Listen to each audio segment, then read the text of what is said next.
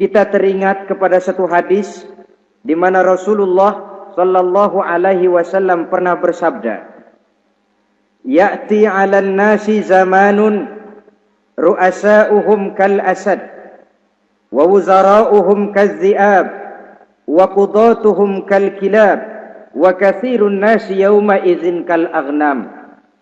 Pada satu saat, kata Nabi, akan datang di tengah masyarakat manusia, di mana pada masa itu muncul pemimpin-pemimpin yang bertingkah laku seperti singa. Ru'asa'uhum kal asad. Pemimpin-pemimpin mereka bertingkah laku seperti singa. Saudara kenal singa? Saudara boleh periksa, di mana ada hutan, singa selalu menjadi raja. Padahal hutan belum pernah bikin pemilihan umum. Tapi yang namanya singa tidak pernah peduli. Ada pemilihan umum atau tidak, raja hutan tetap singa. Kenapa? Karena singa menjadi raja di hutan bukan berdasarkan kebenaran, tapi karena kekuatan. Karena kuat, maka dia naik jadi raja. Soal benar atau tidak, soal lain.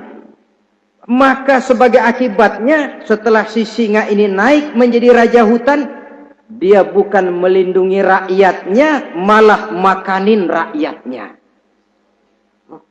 Coba saudara lihat di hutan, kambing rakyat hutan dimakan oleh singa, ayam rakyat hutan dimakan oleh singa, sapi rakyat hutan dimakan oleh singa. Inilah akibatnya karena singa naik berdasarkan kekuatan.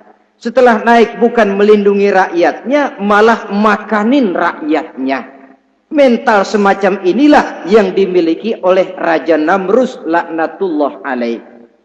Cuma karena rasa ketakutan akan datang orang yang akan menumbangkan kekuasaannya, maka seluruh bayi laki-laki harus dibunuh tanpa dosa apapun.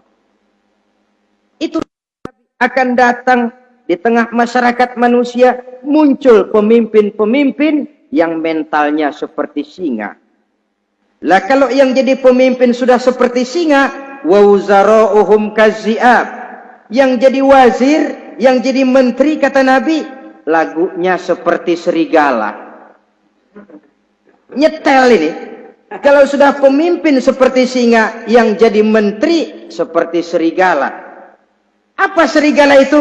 Saudara tahu dalam dongeng anak-anak, serigala itu kan binatang yang paling licik. Untuk terang-terangan dia tidak berani karena tidak punya kekuatan seperti sang singa. Maka dia pakai ilmu kelicikannya.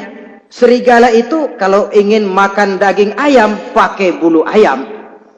Kalau kepengen makan daging kambing, pakai bulu kambing. Pendeknya, serigala binatang yang menghalalkan segala macam cara asal tujuan tercapai. Itulah serigala. Lambang dari sifat kelicikan. Lempar batu, sembunyi tangan. Pengen makan daging ayam, pakai bulu ayam, nyaruh jadi ayam. Pengen makan daging kambing, pakai bulu kambing, nyaruh jadi kambing. Ini akibat dari yang pertama tadi. Pemimpin seperti singa, lalu menteri pun seperti serigala. Efeknya kemudian yang segera menyusul apa? Wa qudatuhum kal kilab. Kalau pemimpin sudah seperti singa, menteri sudah seperti serigala, wa qudatuhum kal kilab, akan muncullah para penegak hukum yang mentalnya seperti anjing. Innalillahi wa inna ilaihi raji'un. Penegak hukum yang mentalnya seperti anjing itu. Anjing, saudara lihat, anjing akan setia kepada siapa saja yang memberinya daging. Kalau dia disuruh jaga rumah, dia tidak bisa membedakan mana yang maling, mana yang tamu. Biar yang datang tamu, kalau nggak bawa apa-apa, pasti digonggong. Biar yang datang maling, kalau bawa daging, anjing kalem. Pokoknya siapa yang memberi saya daging, itulah majikan saya. Apa kata majikan saya, itulah yang saya laksanakan. Maka hilang kebenaran hukum, hancur norma-norma keadilan. Oleh karena apa? Oleh karena anjing dapat daging. Lalu dalam kondisi semacam itu, yang jadi rakyat bagaimana? Kata Nabi, wa katsirun nas yauma izin kal aghnam. Adapun kebanyakan orang pada masa itu, lagunya sudah seperti kambing. Saudara, kambing itu binatang yang cuma menang groyokan dan tidak punya alternatif. Namanya kambing, digiring ke lapangan embe. Betul kan? Betul. Digiring ke kuali embe. Dikasih makan rumput embe. Sampai pun mau dipotong masih embe juga. Tidak punya pilihan lain si kambing ini, tidak punya alternatif lain.